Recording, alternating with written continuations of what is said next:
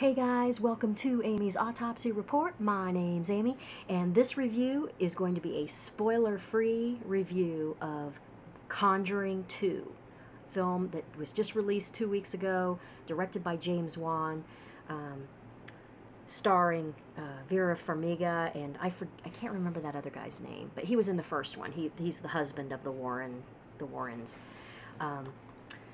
Okay, this is going to be a little bit different type of a review than I normally do because I'm not going to go into the plot hardly at all. I'm going to give you the basic gist of it, and I'm going to tell you the things I liked about it. I'm going to tell you the things I didn't like about it, and then I'm going to give you my rating.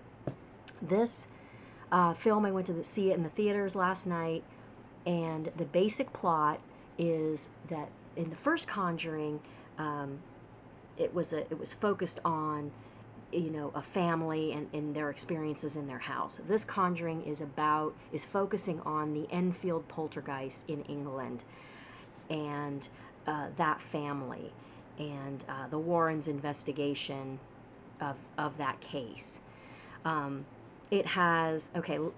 That's all I'm really going to say because I really would urge people to go see this film. I think that, first of all, it's great that such a good horror film is also mainstream, so I feel like it's going to draw in a larger audience than it normally would, because a lot of times horror just kind of goes to the horror community and then nobody else sees it. And I really think this it's such a huge release that more people who don't normally go see horror films are going to see this one. So I'd like to see it make enough, make a lot of money and possibly spin-offs or additional so that's the basic gist of the story. It revolves around the Enfield poltergeist in Enfield, England, London, England, and it's the Warrens' investigation of that case and the experiences that these people have in that house. Things I liked about the film. I loved the cinematography of the film. There were several really cool kind of off-kilter angles where the camera is pointing up the stairs, and it looked really cool. There were a lot of... The special effects were really good in this movie. There were a combination, I believe, of CG and practical effects. I don't know for a fact, but it looked like there was a little bit of CG in there. I usually don't like CG at all, but sometimes I feel like it can be used effectively to kind of enhance the practical effects. So I do. There was definitely some CG in there, but it wasn't like really bad cartoony stuff that you see. The lighting, there was a lot of really good use of lighting in this film. The set design was amazing because this was taking place back in the 70s, and so the set design was amazing. All the vehicles and everything were from the 70s. The audio equipment, I loved looking at the vintage audio equipment that the Warrens were using to record the happenings going on in the house. There was a very cool tie-in with the Amityville Horror at the beginning, which I loved that. Things I didn't like about the movie. It was a little long. It is 2 hours and 13 minutes, I believe, and that is not common for a horror film.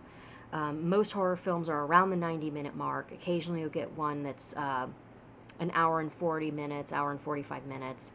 And there are a few of the older ones that are a 2-hour time limit. I think The Exorcist is one of them, and Jaws is definitely a 2-hour film. I don't necessarily think this one needed to be a 2-hour film. I think that they could have cut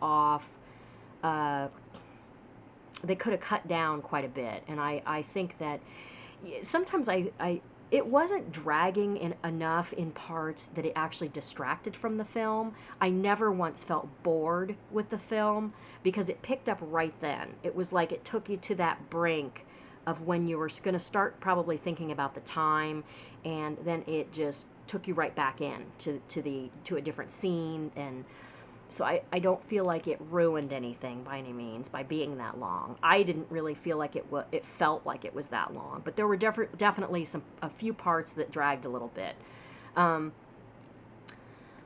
Other than that, I really enjoyed this film. I was actually surprised at how much I liked it. I was expecting it to be kind of mediocre. I was expecting not to like it as much as the original. I do think the original is better because it's slightly more subtle in places. This has a little bit more over the top. It gets a little bit more over the top. But I don't necessarily think that was bad either. It was extremely creepy. There were some very creepy, effective use of dread that built the tension so much that I felt like my heart was racing. And then there were some jump scares, but it wasn't like a cheap use of them. It wasn't just a cheap, crappy jump scare.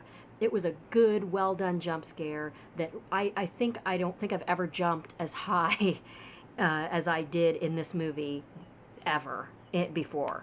I'm going to give this movie a 5 out of 5. I know a lot of people are going to disagree with that. I know a lot of people are saying that they like the first one better. They didn't like this one as much. I really loved this movie. I'm going to give it a 5 out of 5. Let me know what you think of the movie. If you've seen it, comment below. If you hated it, tell me why you hated it. If you loved it, tell me why you loved it. Give me a like and subscribe to the channel if you haven't already. And that will do it for this movie review. I will catch you guys in the next video.